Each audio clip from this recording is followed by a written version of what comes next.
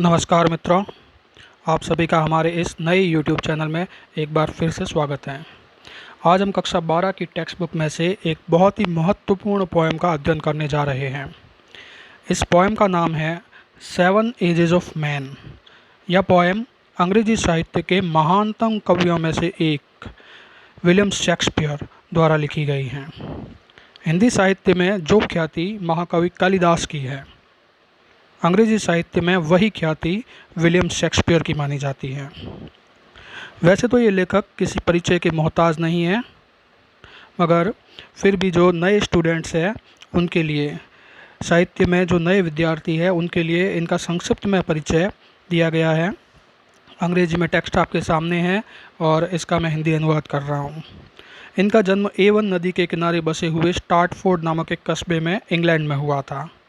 इनका नामकरण 26 अप्रैल 1564 ईस्वी में हुआ था।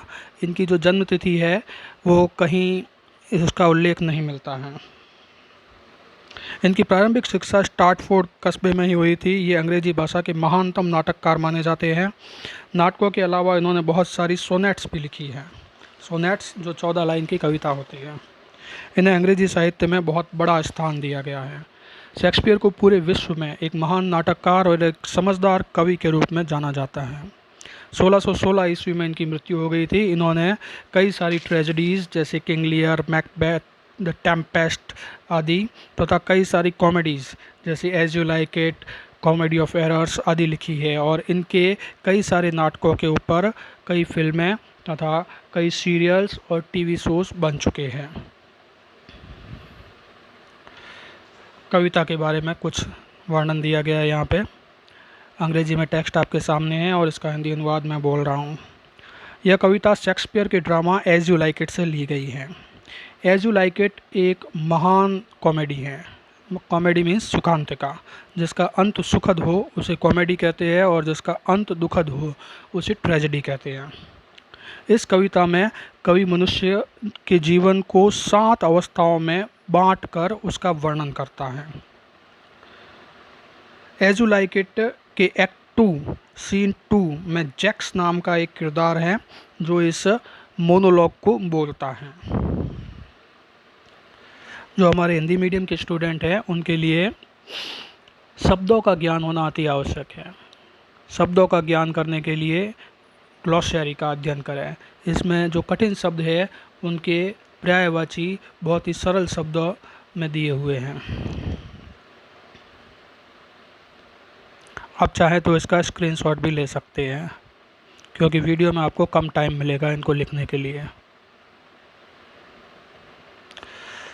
अब पोएम का टेक्स्ट रीड करते हैं, फिर टेक्स्ट वाइज ही इसका जो पोएम में जो बताया गया है उसका थोड़ा थोड़ा वर्णन मैं आगे करूँगा। All the world is a stage and all men and women merely players। Shakespeare यहाँ कह रहे हैं कि पूरी दुनिया एक स्टेज के समान है और यहाँ पे जो भी आदमी और औरतें आती हैं वे स्टेज पे नाटक खेलने वाले प्लेयर्स हैं, मतलब कलाकार है वे।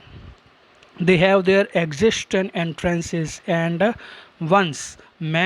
one man in his time plays many parts, his act being 7 ages. At first the infant mewling and puking in the nurse's arm, then the winning schoolboy with his satchel means bag। जो पहला stage Shakespeare जिसका वर्णन कर रहे हैं वो है infant मतलब शिशु का। एक असहाय सा बच्चा जो रो रहा है। एक व्यक्ति इस संसार रूपी स्टेज पर अपनी पहली एंट्री एक शिशु के रूप में करता है जो अपनी नर्स की गोद में, नर्स मतलब धाई, जो अपनी धाई की गोद में रोता है, बिलखता है। और दूसरी अवस्था स्कूल बॉय की होती है, जब बच्चा थोड़ा बड़ा हो जाता है और वो स्कूल जाने लगता है, वो बहुत ही नॉटी होता है, बहुत ही बदमाश होता है। तो दूसरी अवस्था है स्कूल बॉय की। इस दूसरी अवस्था में बच्चा अब थोड़ा सा बड़ा हो गया है, वह स्कूल जाने लगा है। उसके कंधे पर उसका स्कूल बैग है तथा वह बिना मन से एक स्नेल की तरह वो रेंगते हुए स्कूल की ओर बढ़ रहा है।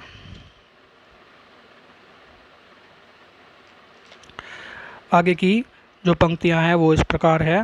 and shining morning face creeping like a snail unwillingly to school, and then the lover, sighing like furnace, with a woeful ballad made to his mistress's eyebrows, then a soldier, full of strange oaths and bearded like the pard, jealous in honor, sudden and quick in quarrel।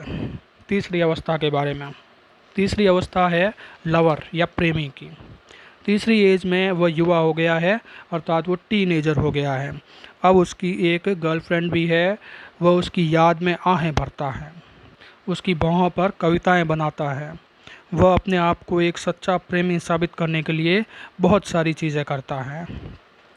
चौथी अवस्था एक सिपाही की, soldier की अवस्था है, जिसमें वो पूरी तरह से युवा और मैच्योर हो गया है। चौथी अवस्था में वह एक पैशनेट यंग मैन की भूमिका में होता है। वह सिपाही की तरह अपने कर्तव्य को निभाने के लिए आगे बढ़ता है।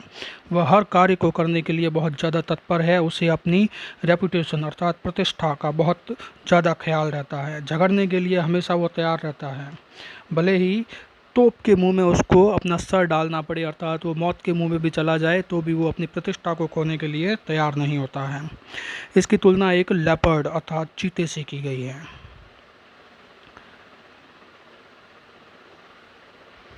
अगली कुछ लाइनें हैं। Seeking the bubble reputation even in the cannon's mouth, and then the justice in fair round belly, with good capon lined, with eyes severe, and bred of formal, cut full of wise saws and modern instances, and so he plays his part. The sixth age shifts into the lean and slippered pantaloon। अब जो पांचवी as है उसके बारे में कुछ वर्णन है। पांचवी अवस्था में व्यक्ति अपने आप को बहुत बुद्धिमान और एक जज के समान मानता है और अनुभवी मानता है अपने आप को। वो हमेशा कहावतें बोलता रहता है।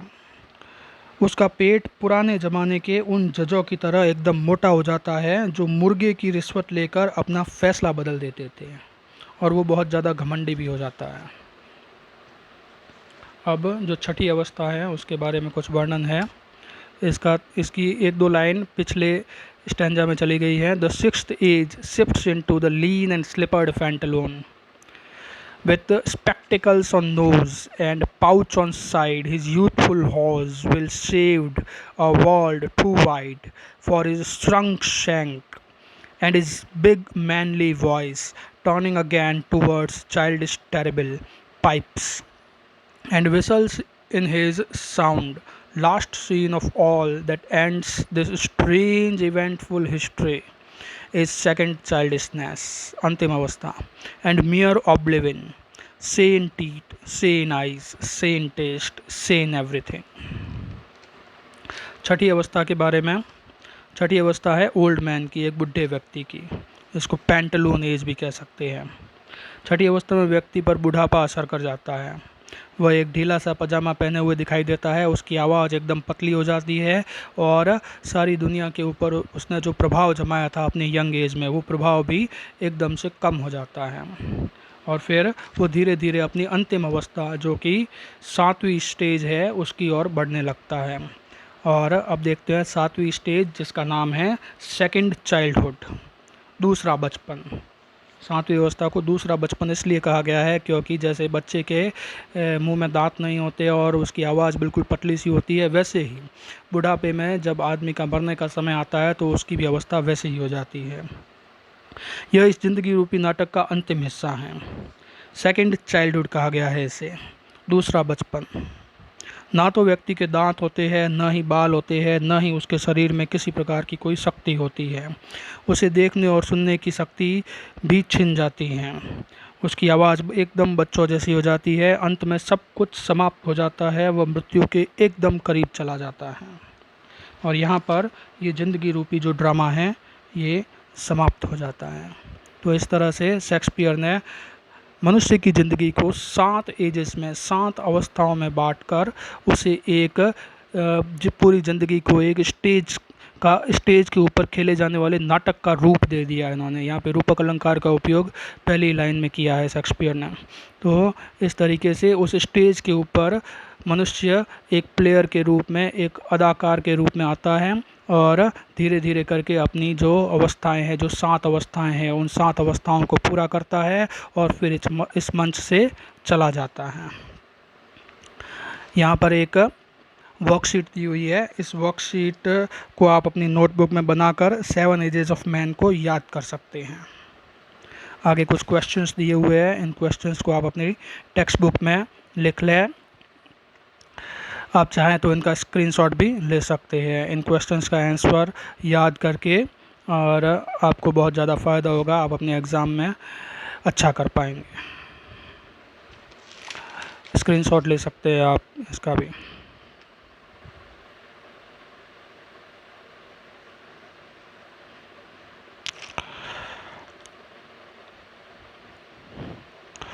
आपको ये वीडियो कैसा लगा कमेंट्स के ज़रिए ज़रूर बताएं। हमारे इस चैनल को लाइक, सब्सक्राइब और शेयर ज़रूर करें। धन्यवाद।